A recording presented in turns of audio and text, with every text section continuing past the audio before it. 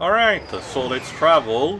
Again, I will mention how do we get there to our Earth, planet Burbank. Get Welcome it? to the Insomniac California. Museum, completely created by just one intern at Insomniac. I'll let all the explanation happen because there's a lot that can be This is Mike explained here. Stout. I'm a designer at Insomniac Games. Hi, welcome to the Insomniac Museum. Here you'll see some of the great things that never quite made it into the game, and you'll learn a little bit about life here at Insomniac Games. It's a playable extras menu. Yes, you just gotta love this. It's an interactive extras where the developers Hello, actually my name is disclose Brian what they Allgeier, did. the design director at Insomniac I'm trying to remember. Games. We're These floating Insomniac spherical located in monstrosities are Burbank, the elusive California at the gravity time of this spheres, game's I'm which making? were pretty originally sure going to be otherwise they included wouldn't in call it Silver that. City. They proved to be too difficult and a bit nauseating to be included. They are preserved here for posterity. Swing shot up to try running around one, and then swing shot again to get off the sphere.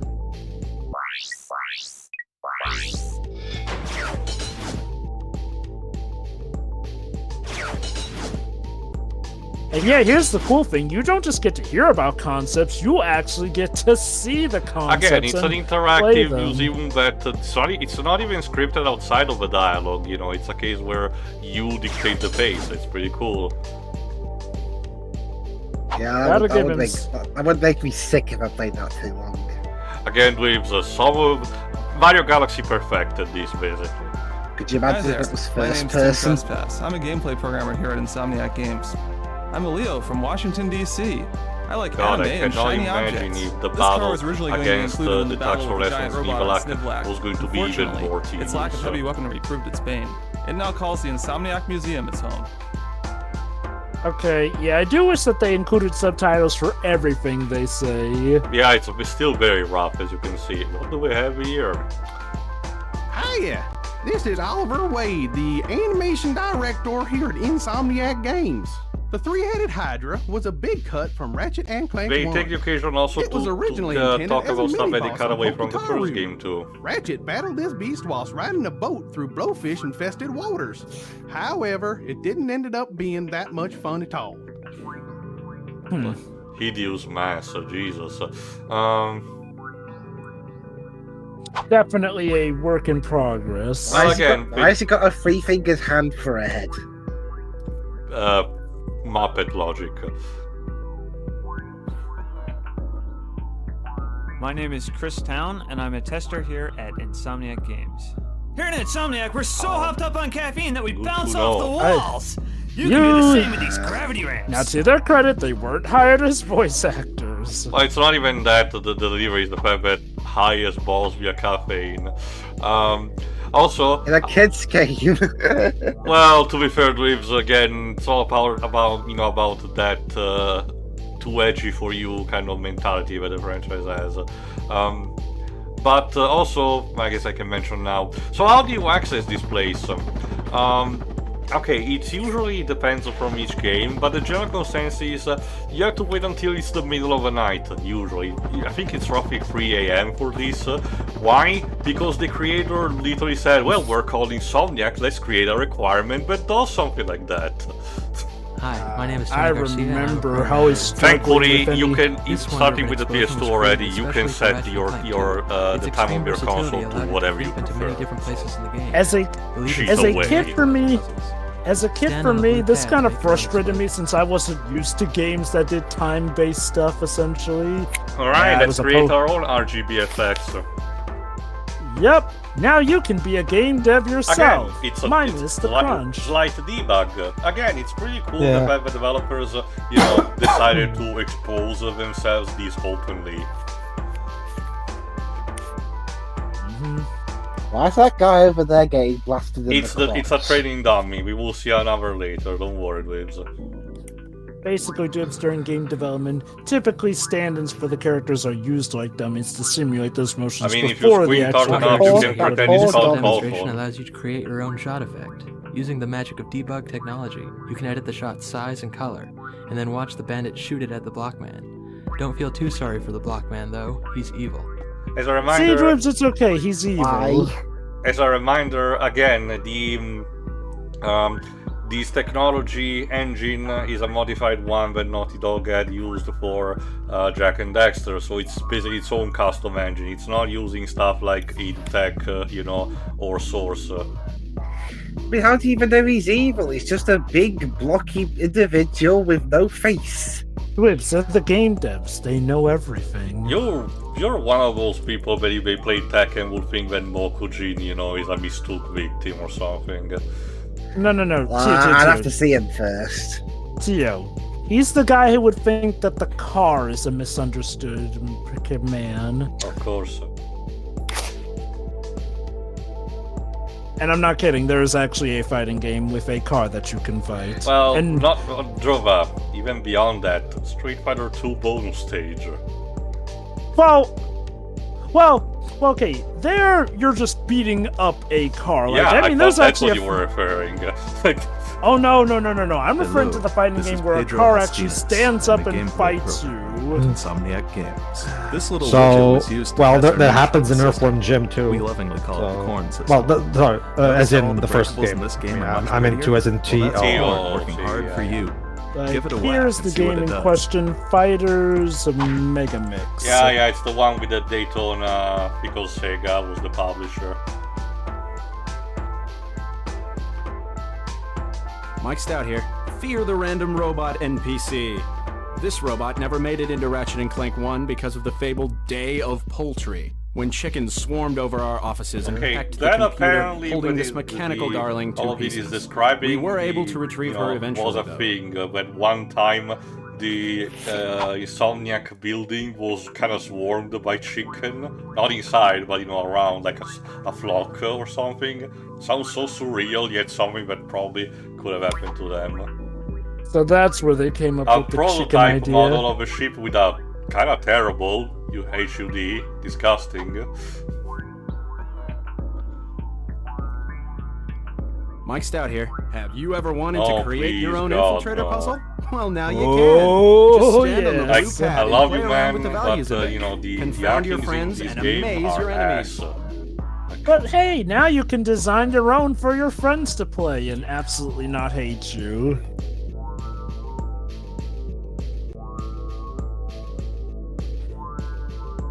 How funny would it be if they literally just put a randomizer on this for each of their hacking games? Here you go.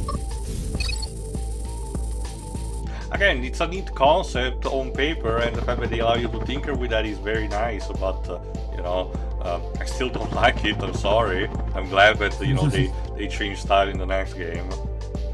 Indeed. I feel like, of the original trilogy, Up Your Hello, I'm Arsenal Carl pretty Grande, much had its QA stuff manager here at together the Insomniac most, Games. which, well, This gadget was obviously the originally third game in the intended for trilogy, Ratchet but I and mean... Clank Well, it's not Realizing always it that, didn't make the cut, and so never obvious, saw the light of remember, day. other people It tend now to makes its prefer home like here at blue or Insomniac light green. Museum.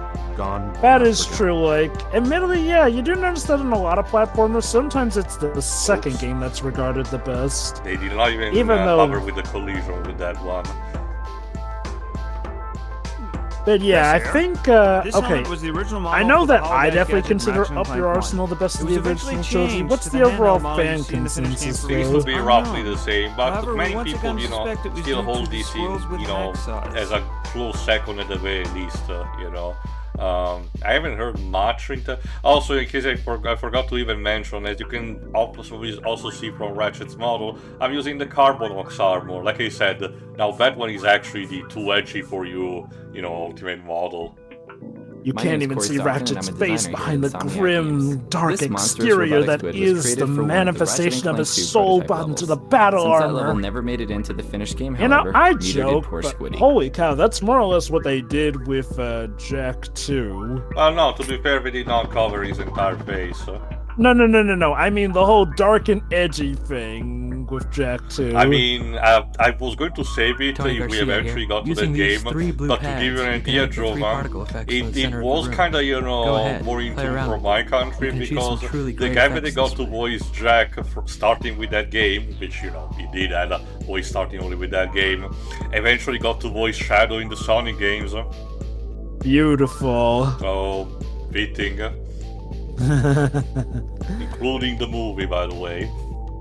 Ah, good for him. But like I said, Joe, outside of Eggman, every single Sonic character is actually voiced by their corresponding VA. Again, it's that thought process that YMS, Adu from YMS mentions all those years ago about the fact that if you bother to have a movie, that even if it's different as a computer-generated character, you might as well have the original voice actor. Oh god, more hacking. Okay, I'll be honest. Out of all the hacking ones, this was probably my least favorite. My biggest problem with this is that it demands your complete attention to all of the screen. Shield will not be able to do even the basics of this type. It's like a Sudoku puzzle, except if a Sudoku puzzle had a time limit to it. Kinda, sorta, Like, Sudoku does sort of require your attention all over the map, but at least with those, you can typically take your time, provided you're not writing in pen. Well, to be fair, there's also the fact that a lot of Sudoku, magazines tend to specifically have a section dedicated for you to write how much time did you took to make it. It's not obligatory, obviously, but it's encouraged for you to do to see if you can hone your skills. Oh, of course, but that's like, if you're challenging yourself, this is if someone is Sudoku holding a gun to your head. Requires. Pretty much, yes. Probably should have cut more of these.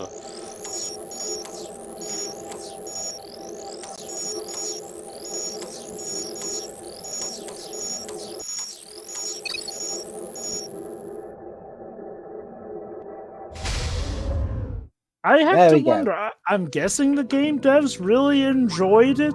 Most likely. They did. A remnant Hey, of this is something Peter that again. could not be These implemented. teleporters were originally intended to go into several of the levels. Due to time constraints, however, they were eventually cut. Who knew Insomniac were actually based near the sea with a giant square building? Brian Allgeier here. Alright, These now escalating rows of physics blocks were testing. used when we were in the early stages of creating Ratchet and Clank 1. Specifically about the platform. They were used After to all, test Ratchet's as jump Bob heights says, and jump what would a distances. platform What would a game platform be game the be most without platforms? It's very important, and since Insomniac understand the importance, they bother to test the different, meters. And yes, thankfully they use the correct measurement system, to understand Ratchet's height, and how, they can construct an obstacle course based on that. Again, it's very neat how everything is calculated. Which range in from narrow to proportion wide, things. were used to test wall kick distances for the original Ratchet and Clank. I like this. They show not just removed content from Ratchet 2, but they even go as far back as Ratchet and Clank 1. Oh yeah, mostly because that one did not have it, so they took the occasion and said, yeah, there was also a bunch of stuff that we wanted to do for that, but we couldn't, so that's nice.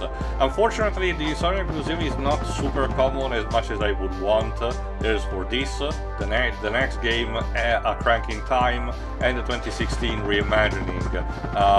The two PSP games also have their own equivalent of the Insomniac Museum. Brian Allgeier here. These ramps get steeper and steeper as you go on.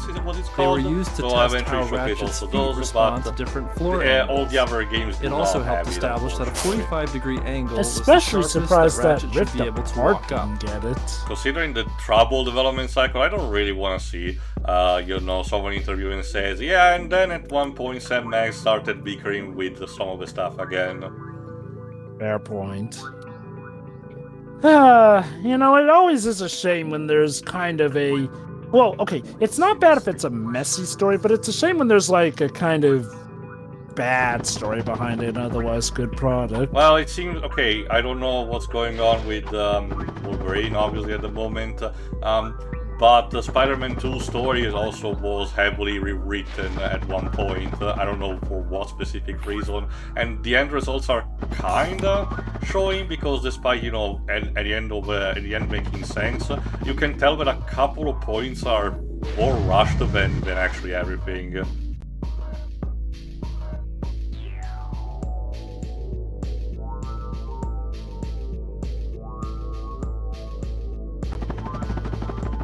Anyway, let's move on.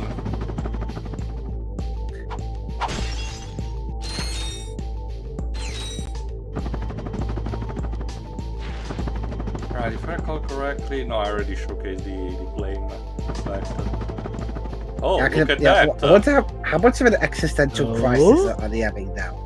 It's like, oh crap. Oh my god! That's Hey, this is me Peter inside again. of me, This was inside of created to me, test inside of screen me, buffer inside of effects. Screen me. buffer effects are used to create I things got like it, they're distortion like, bubbles and heat hazing. wait, we're not This, real? however, ends up We're looking just like a creations ball of of this Can you guess why? Insomniac bunch? I mean, honestly, if the franchise had gone, enough on a continuous level, that probably would have been the ultimate kind of joke, ending up with Ratchet and Clank meeting their creators or something. Hey, this is Peter Here you again. go, there's the This dummy. dummy was created to test If the new the reaction series system ever for Ratchet definitively and Clank 2. ends, With yes, I this could see system, that enemies would happening. always At the be very subject least, appropriately to being damaged without Well, a I'm ton not of talking hassle. like that, Lives. I'm Go ahead talking and more hit in a sense similar won't to mind. what Grant Morrison did with Animal Man.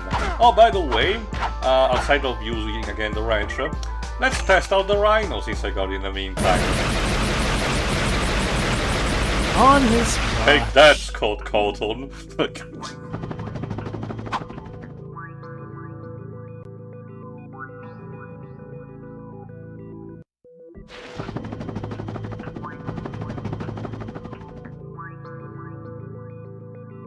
Corey here. You may recognize this drill from Ratchet and Clank 1. It was held by a large construction worker who gives you a lump of raritanium. This is originally a weapon called the Revolverator. Ratchet would strike enemies with it and then spin them over his head. Corey here. You may recognize this drill from Ratchet.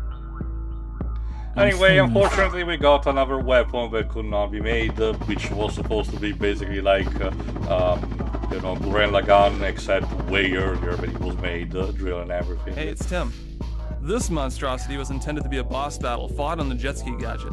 Seeing as the jet ski never What made it in a Ratchet and Clank, boss however, this surely neither did this would have boss. been. A He rests water in pieces. tank, basically. Yeah, I don't particularly mind his absence. Hi, my name is Yeah. Sean Whistler, and I'm a tester here at Insomniac Games. This guy was originally intended to be Water an enemy in the World. Where's ill-fated Captain jet ski Costner? A run boat. that never made it They into just Ratchet throw and a Clank boat. 1. A moment of silence, please, for this You know, it's kind of funny, Drova. torn down in his prime. Yeah.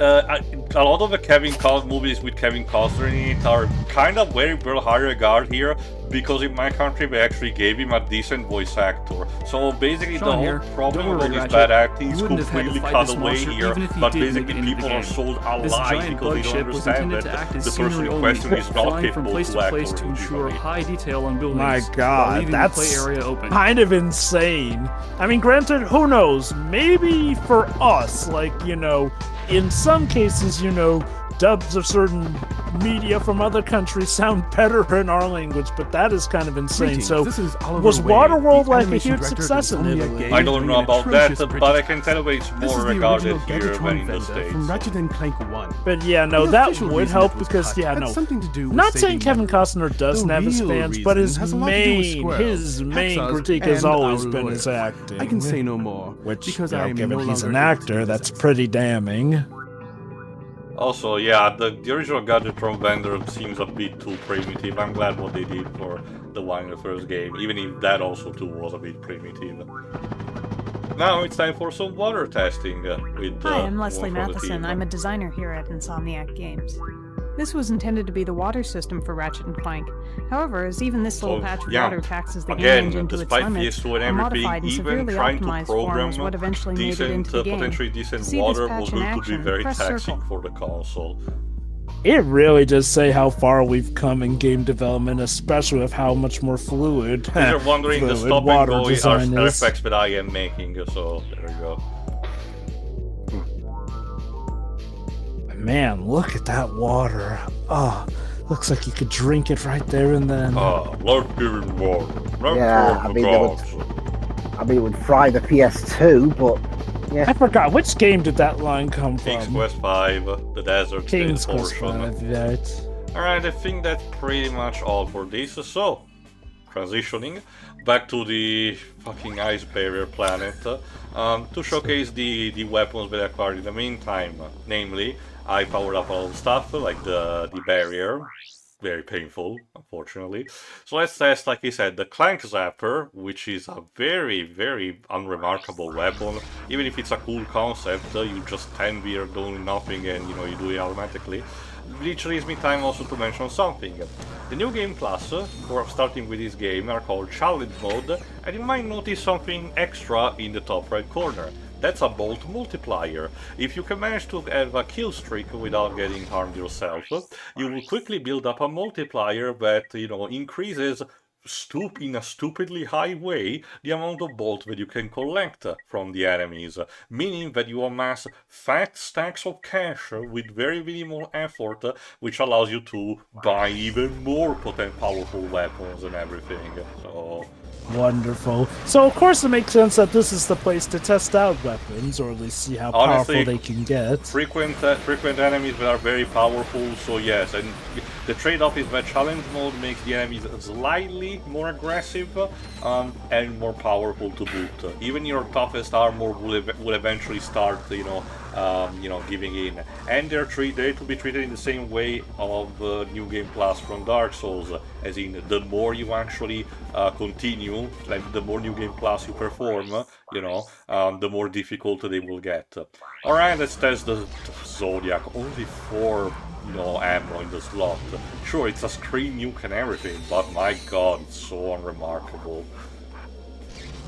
I think it's not even just that the ammo's limited, it's like the effect is... Well, okay, the effect does not look It's stellar. a literal screen nuke that replicates the effect when you gain a new nanotech, I get that. It's just that the Rhino is better. This is why the Zodiac, I don't think, ever returned. Anyway, let's check out some stuff like the skill points. Don't get used to me collecting all of them, because in some games they get really ridiculous. Secret Agent Clank has something like 65 skill points, so no, we're not doing those. However, it gives me occasion to showcase something particularly unique, but I think it's for showcase later. There you go. As know then, this, like I said, is one of the Easter eggs that involves one of the former employees at Insomniac, called Dan, which was referenced starting with Power 2 in some capacity in each game. He sadly passed away in 2006, I think, but they kept the memory going, and a couple of the games are dedicated to his memory. So again, it's a nice gesture. So what do you get with the skill points? Again, potentially cheats like Big Head mode, but also a couple of different costumes like a tuxedo, complete with cool shades. Tuxedos really seem to be the go-to costume for a lot of video game characters. Unfortunately, the tuxedo will not be as recurring as it is in Metal Gear Solid, but again, what can you do about it? The other one actually is, instead, if I recall correctly, Ratchet, okay, not this one, Ratchet in a clown costume, judging by his expression, he's a killer clown, like holy shit. Missing member of the Insane Clown Posse? Fucking magnetizer, how does it work? But then there's Beach Boy, of course just the underwear, if you want some fan service for those who actually care. And again, the costume in the first game was equally as revealing, so... And finally, the Snow Dude. This one actually would become very iconic. Ratchet as a snowman. Complete with its own kind of physics and movement. So again, they kind of busted their ass to do it. It's pretty neat. You have to appreciate when they go out of their way for this stuff, especially since some of these things are things people might not even really get to see and appreciate. Then we have, of course, the theater gallery, some random stuff, including a couple of mini-games, like Ship Blaster. It's also co-op. Unfortunately, I could not do it because I don't have any friends. Alas. It's literally Space Invaders. Just sideways instead of going down. There were many Space Invaders clones. Invasion Day, yes, Space Invaders Invasion Day, yeah. Again, very simple, as you can see, and you even play as the Agents of Doom, blasting the ships. I think it came out the same year too, let me check. Take that, Wales. Okay, in Japan it came out on my birthday in 2002. Okay, that's enough of that. Also, Space-ish Wars, which is asteroid. Oh, really? It's literally just that with ships. Ouch. With a sun in the middle. And again, it's player v player. Then we have endorsement deals, which are just a bunch of funny images tied to the game's characters. Cute. 4 billion volts for a ship. Lord. Also, and the next movie, of course. I'm sure we will ever see it. These are a bunch of artworks that they did with some developer commentaries, but as you can see, it scrolls very fast, so I'm not even bother going to read it because I find it weird that they. I'm not the Micro Machine man. Go on, Jova. I find it weird that they didn't have the game devs give audio for these, since they gave them so much audio for the dev room. I don't know what to tell you. Also, yes, game. I understand that you watched Star Wars Episode 5. Yeah. Because everyone loves the Wampa. That was their favorite part. Yeah, it's usually Wesley who gives these descriptions. Convoy. Also, a shadow silhouette of Angela while having retrieved these guys, which I guess it's a good time for me to mention something. Yeah, okay. Now that you have the full this last bit is kind of basically just Clank recalling a fictional way. I mean, putting the Looney Tunes back in actual way with Ratchet and Clank and the other characters being actors working at Insomniac and recording their scenes. That's basically Clank, recalling them doing. And they do a nice job integrating the CGI with live action people. But this gives me time to mention something in the meantime. Again, now that you have the full context of the game, including the fact that apparently if the batteries had not been backward, Quark would have won. That's sinking. The morality of the game towards the end starts to assume have a bit of a designation problem. Not necessarily to make it a bad plot, but when you think about it for a second, when the fifth is revealed to be Angela and Megacorp is showcased to be pushing up with the prototype, and clearly Ratchet and Clank has to stop them. It doesn't change the fact that Angela, as the thief, terrorized and possibly killed many people in an act of, terrorism, and hired attacks for less in trying to kill Ratchet and Clank and to terrorize a bunch of other planets. And even after Megacorp is restored from what it was, because Quark had impersonated Fizz with chat, it doesn't change the fact what we've seen with the other holovids, the fact that countless other planets were basically subjected to the stuff that Megacorp did, which includes for example terraforming or reducing the population to slavery. But the game kind of assumes that things are just hunky-dory because of that. Like I said, it's one of the consequences of this initial trilogy having a more light-hearted approach and not thinking too much about its plots. It's not too much of a problem, as you can see, but it's one of those things that if you stop thinking about it, you say, yeah, this probably needed another rewrite, or this is clearly a product that was not, thought a lot, which after Waves' final thoughts, I will start reading what the original plans for the original game, as in the original version of Ratchet and Clank 2, were supposed to be. So there is that. Also, Quark playing basketball. He had game. Also, I love how earlier Ratchet had to strip nude for them to do art of him. Cry me. But since he's a cartoon mascot, don't worry, there were no naughty bits. Also, I noticed that one of the monsters had the same kind of conch retreating space that some of the monsters from Spyro 2 had. So again, a lot of the stuff still lives in some capacity. Look at these lovely Insomniac developers. Those TVs, the ones that are really bulky at the back. Mm-hmm. Also, if they had to test the weapons that much, that means a lot of things have to be replaced. Is that person gonna shoot Ratchet? Also, the mathematician doing the... Okay, I need to know, is it Bart Simpson that popularized the whole thing using the photocopy to, make a picture of someone's ass? I guess so, then. Plumber's crack. Ha, ha.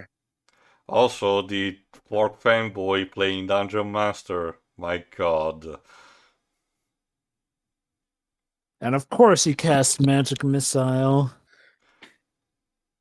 I think there was also another video, I think it was Warcraft, one of the Warcraft RTS games, where one of the extras was, recreated with the character models of the voice actors, not the ones from Critical Role Drova, but the voice actors for that game playing a D&D session.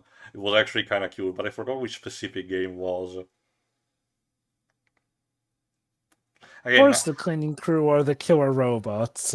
Again, all is fair and well and lovely in the offices at Insomniac.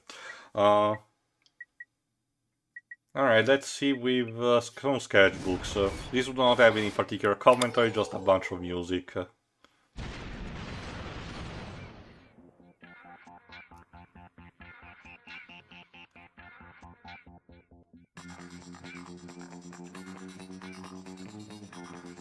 Again, I forgot who is the main artist that did all this concept stuff. He also did some work for the Resistance games, as I noted, but it's still pretty cool, actually, what they did. Yeah. Kind of like how, the developers of one series making the transition into another even before they leave the company. Even that's kind of like what happened with Naughty Dog, because the first Uncharted, that still had a couple of guys who did who worked on the Jack and Daxter games, like Bob Raffay, and Hirokazu Yasuhara. Mm-hmm. Also, once again, you get to see some, when some gameplay footage shows up, you get to see also some prototypes, like for example, the chopper blades look very different from that clip.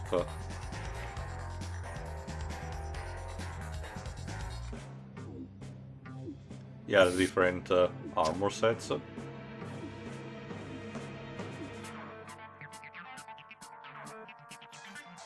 Yeah, I guess I can use this time to check the specifics about the Insomniac Museum, because it's kind of funny that way.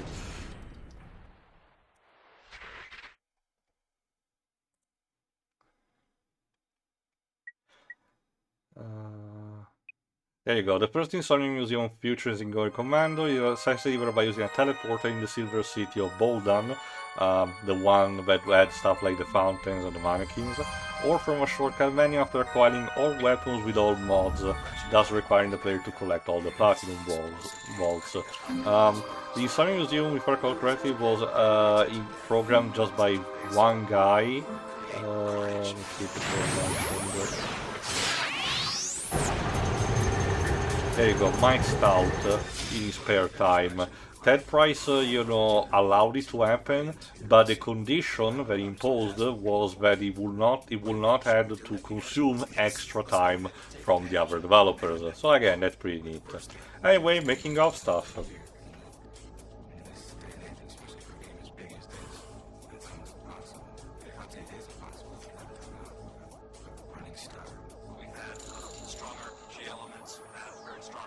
Also, Spyro statue in the background. Spyro statue is probably still recovering from the dragonfly, the poor thing.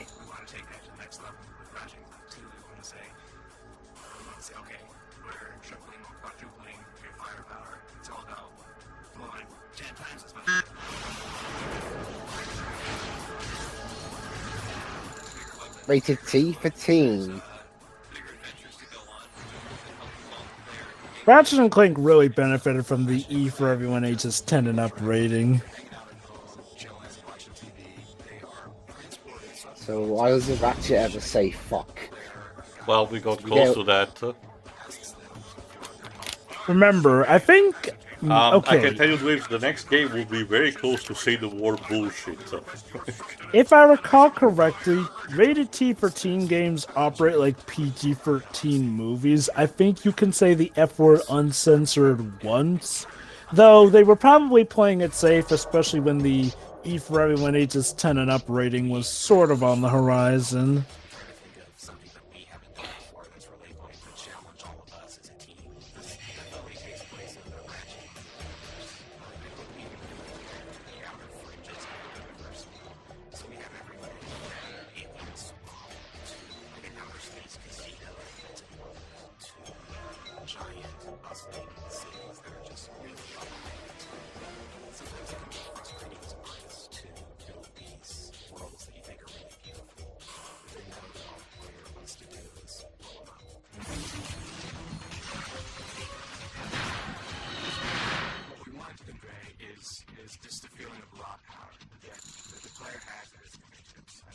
Ratchet has an arsenal of some of the coolest weapons I've ever seen.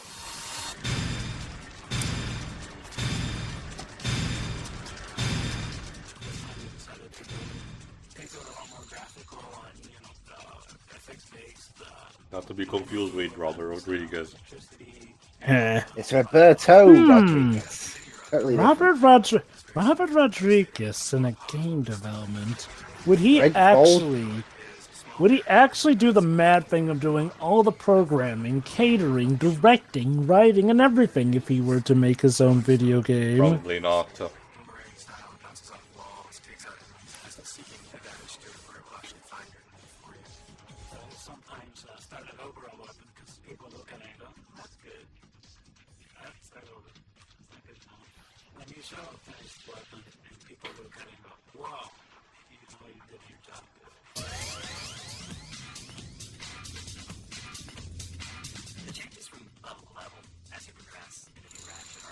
Hey, Mark Cerny.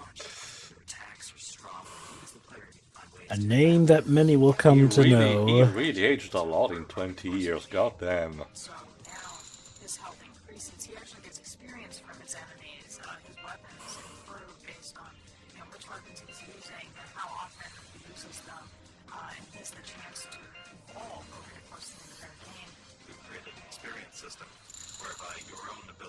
At this point, he was still bouncing. Oh, back that and is forth. such a 2000s haircut. Yeah, Guy Fieri style. Yes, it Yeah. was still, you know, more a consultant more than anything. Yeah, Cerny was still bouncing back and forth between Naughty Dog and Insomniac. Next games are an evolution of the minigames. It's an opportunity for players to make money, to gain experience, and to play something fun. I love horror bike races. And the reason I love it is because of the sense of speed that you get. Circle worlds are these like small moonlets that Ratchet can travel around and jump pads to fly to very high heights. And you get the sense of vertigo as you're like standing in this very tall structure looking down at the spherical world. We have some sensitive stomachs at Insomniac, so we can always find those group of guys and show them a spherical world, show them some spherical challenge, and that will be our bar for nauseating effect. They're not vomiting, but they ended up there supposed to. Who are these people? I ain't selling.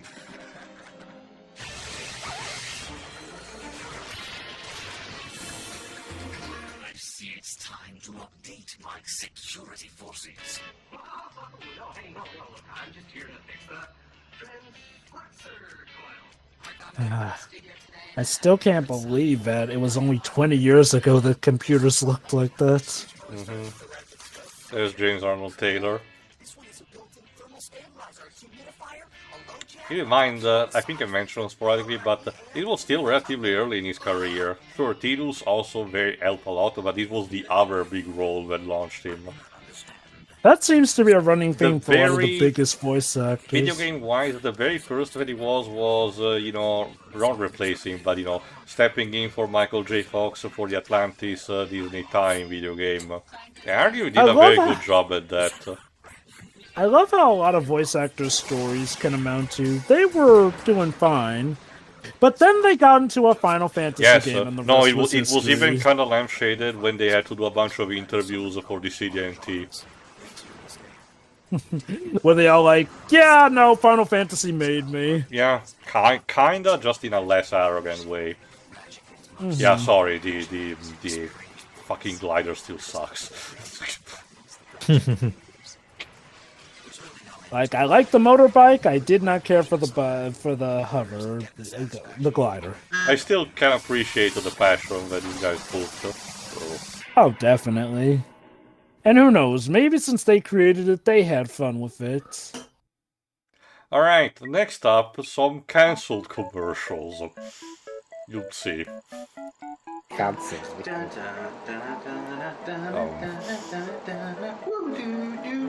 I'm sorry, am I watching a 2007 YouTube video?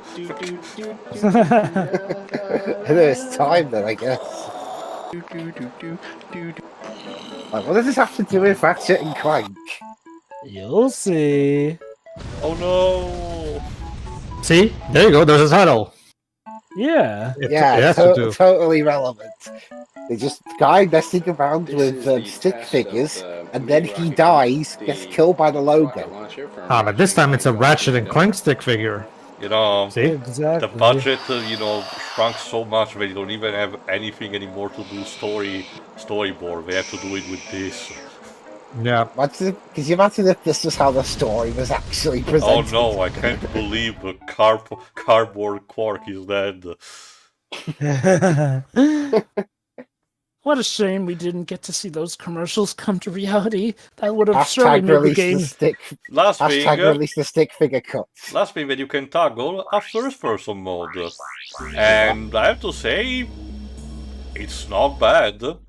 If you like stuff like you know, more classics like Doom and Quake, you can try it. The platforming is near impossible with this, mind you, because perspective is fucked. But for the shooting, yeah, I'd say go for it if you like it. I'm not entirely sure on how tough it is to convert third person to first person and vice versa, but I again appreciate the dedication for them dedicating an essential mode's worth to something that may never be seen. Granted, I never really played this game in first person, so part of me wonders if first person was just thrown in, but they didn't consider how well it would play. You have to keep in mind, Robert. Oh, and also this. In order to perfect this, you get this Easter egg, like I said. For those who don't know, it's a Jack and Daxter collecting jingle quote, you know, reference. Again, pretty cute. Alright, there's still a couple of things to unpack, but first, Dwaves, your final thoughts, please. Well, this is an improvement story-wise over the previous game, mainly because, you know, there's none of that unfunny bickering going on. The actual story itself, it's fine. I mean, I've seen this kind of thing a lot of times before, but I mean, it's not done horribly or anything. It's done perfectly fine. I mean, the gameplay, it looks pretty similar. I mean, I'd have to play it myself to get a proper feel for it. And the music, I mean, the music is better. Whether not sure how much is that's down to David or how much of that is down to Niels, but yeah, it's definitely more present compared to the other game where it was just fine. All about the gameplay, do you think it's, you know, it will be more up your alley because of, you know, being snappy and everything? Yeah, well, I mean, I prefer 3D games over 2D, mainly because I'm better at 3D games, admittedly. But still. Alright then, before continuing with the final thoughts, allow me then to say, again, divulge a couple of trivia. Like I said, originally Quark was not going to be the villain of the game, or even in the game at all, and it was added in midway through development via the buying the hero cutscenes, because the staff had grown to like him and messed the big lug, and eventually culminating then making him the actual villain of the game. One of the original programmers, that was working at Insomniac at the time, TB Trzepax, apology for the pronunciation, does have a video on YouTube where he explains this in details about the original pitched version that was substantially different. So I'll just sum up quickly. 1. Instead of Ratchet and Clank being bored layabouts in the beginning, they were immediately approached by a female scientist who warned them about a plot by a corporation called Megasoft. I'm pretty sure there was an actual publishing company IRL that was called like that, to take control of all the robots in the universe. Facing a public that is blind to the problem unfolding right in front of them, the duo travel around trying to enlist various factions to help them. One group will meet the Xunil, a group of monastic bearded hackers who were too lost in their own mysticism to be much of a use at first. The second group will be the Matricot, an erudite and haughty cult that promised aid but ultimately betrays them to Megasoft. You can still see some of these elements sporadically throughout, but just in a broad way. The game would also be introduced a new character, as in part of the team for Ratchet and Clank, called Bug. What a fantasy name, who would be able to become very small and go inside computers and machines to solve puzzles and clear the way forward. This concept will be revisited in a broad sense in the spin-off Size Matters. Ratchet and Clank will be able to build a larger spaceship that their tiny ship docks will do. It will start with just a cockpit and a cargo module, but it will progress, similar to the Stronghold in Elder Scrolls 3 Morrowind. This concept, while not on this level of customization, will be slightly revisited for the sequel, which will have the Starship Phoenix, hosting a bunch of different ships and having you docking either inside, kind of like a hub. There's also going to be a section that implemented a courier delivery game in one of the city levels similar to Crazy Taxi. I'm kind of glad that we did not get it. That probably a bit too chaotic for my taste. Some of the levels that were polluted in the original games could be returned to, and you could play them in a store beauty or in the process of being cleaned up. And the end of the game was going to be a big strategic space battle where you do not only shoot ships but also have to send your various forces around the galactic map to fight Megasoft and slay robo spaceship armies. Think of the end of Mass Effect 3. Other than that, there's a lot more stuff that I will not go on to say because, again, there's a lot. The only other thing that I was going to mention is that if you pay attention to the dialogue, Angela did mention something about the final level, the Megacore facility, having a big orbital defense. That was going to be your final spaceship level, but the team literally did not have the time to put that in. So you just land on the planet regularly, like with everyone. Oops. Pedro, your final thoughts? Yeah, it's a really good sequel that steps up things gameplay wise. It's overall good paced, well paced, and it's nice to see Jezano Taylor in the voice now, since he's my preferred Ratchet. And yeah, I personally think the story is less interesting, while technically more solid because it takes less risks. As a result, I find it a bit less interesting compared to, there's not as much in terms of narrative arc as much as in the first game, because the first game had, of course, the relationship development between Ratchet and Clank. This one, on the other hand, feels more like here's another like a adventure of the week type of plot, which is not necessarily a bad thing, mind you. But the first game's plot, I felt like was a bit more interesting to me. That being said, the humor's still on point.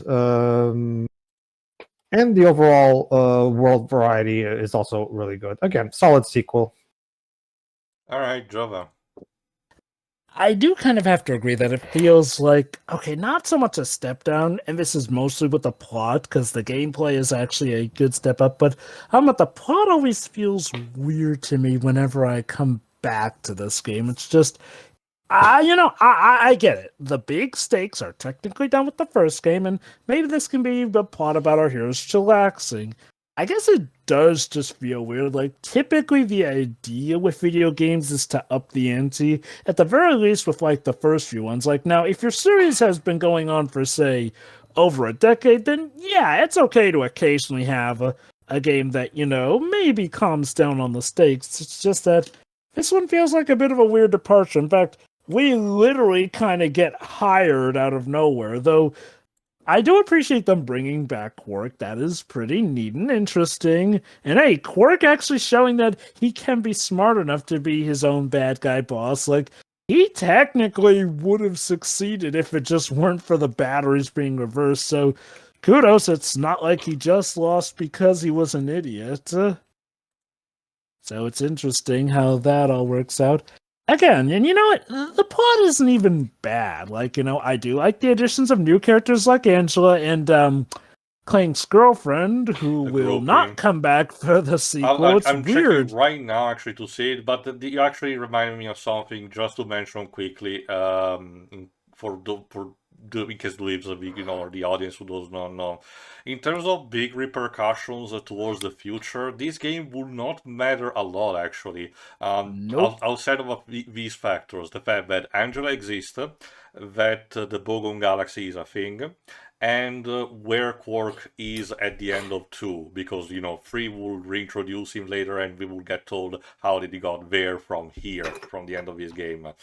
Angela will have to become kind of important in a background element when the future saga kicks in, because of the fact that she's a Lombax like Ratchet, but otherwise she will not show up in the rest of the franchise, and as a kind of worms, we will have to talk more about that when we get to, at the very least, Tools of Destruction. Continue, Joe. Yes, I have my issues with Angela and how that's handled later, but yeah, that's for another time. But, yeah, no, I mean, even though the plot is weird with how it downs the stakes a bit, I can appreciate it still. Like, once again, the galaxy is technically in danger.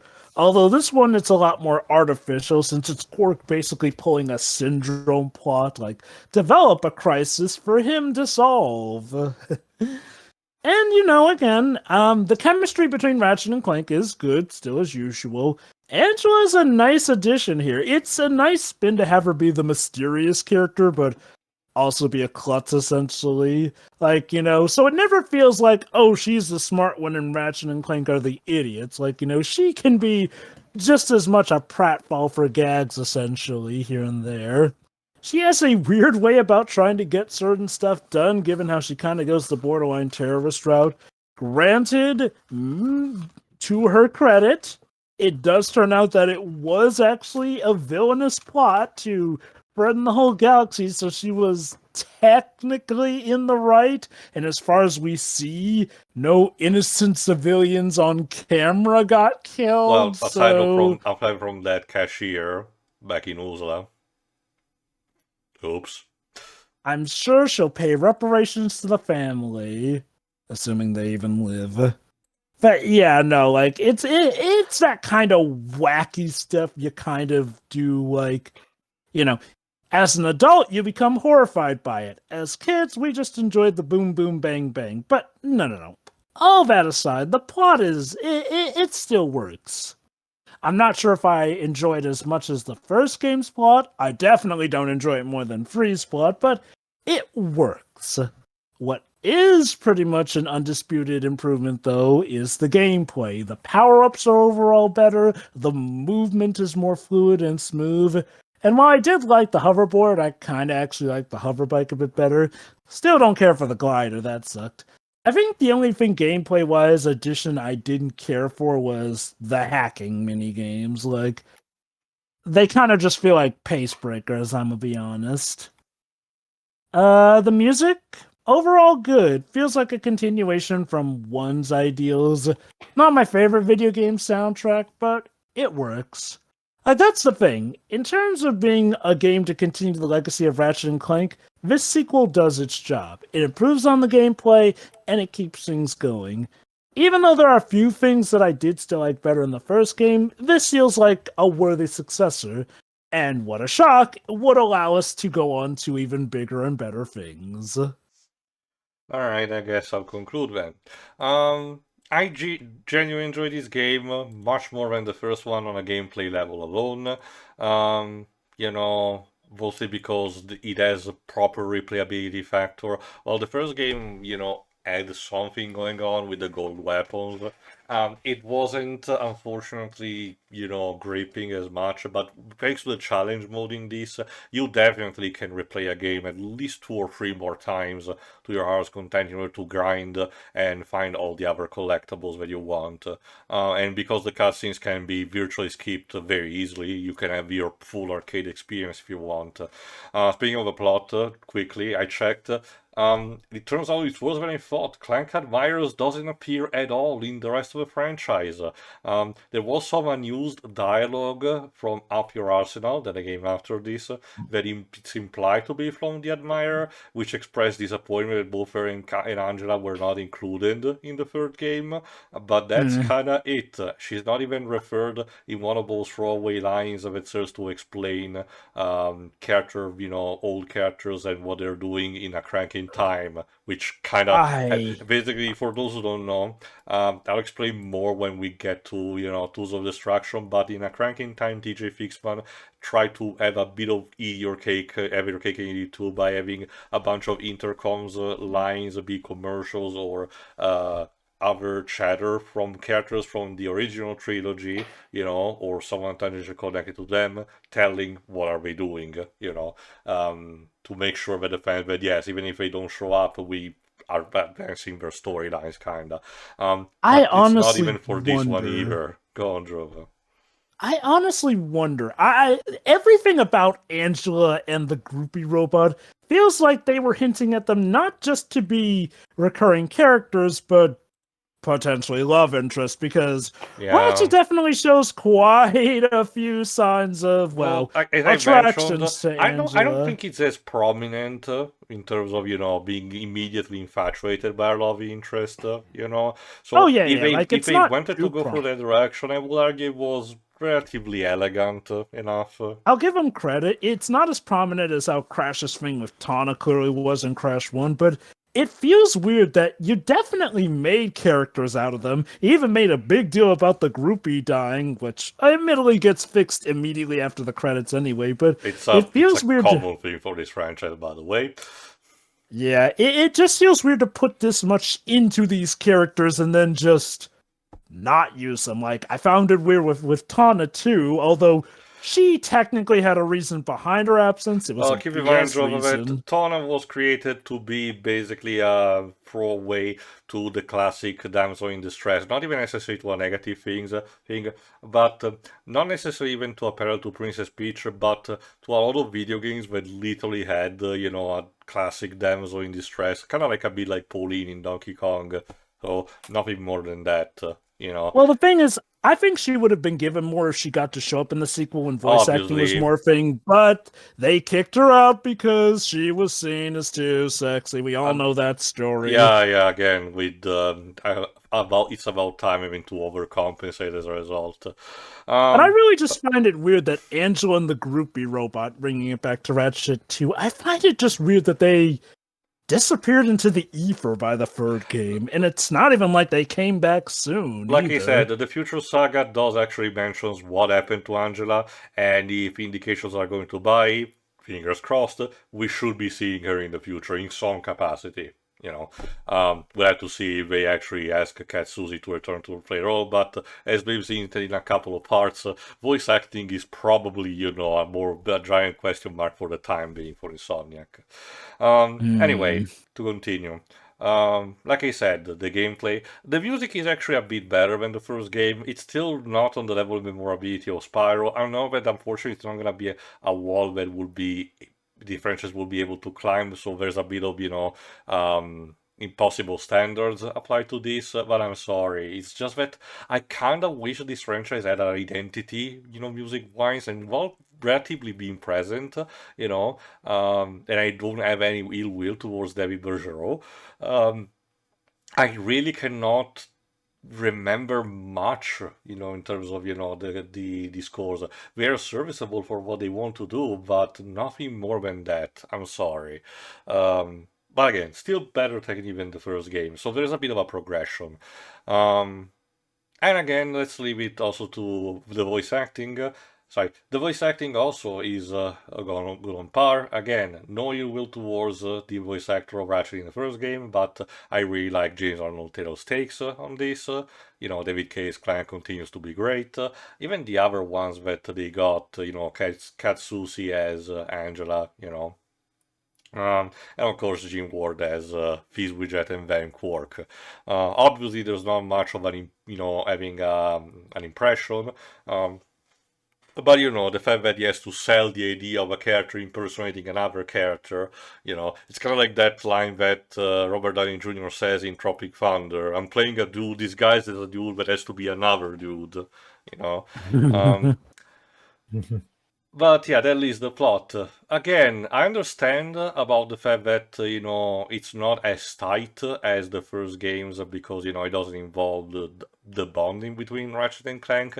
But I get the idea that, since that was mostly established in the first game, both these Up Your Arsenal and Deadlocked will serve more as, again, episode of the week for tipo hypothetical series.